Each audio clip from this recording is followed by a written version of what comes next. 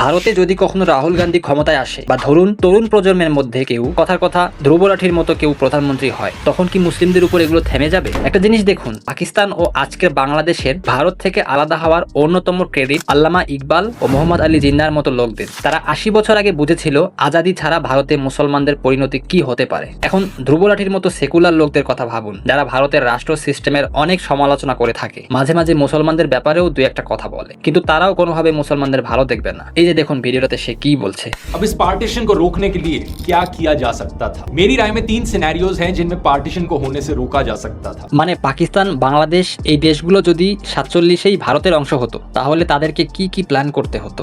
पहला, सबसे सिंपल लेकिन शायद से सबसे अनलाइकली, गांधी जी किसी न किसी तरीके से बात करके कन्विंस कर लेते जिन्ना को कि पार्टीशन ना किया था। दूसरा सिनेरियो, नथुराम गोडसे गांधी जी को गोली मारने की जगह जिन्ना को मार देता।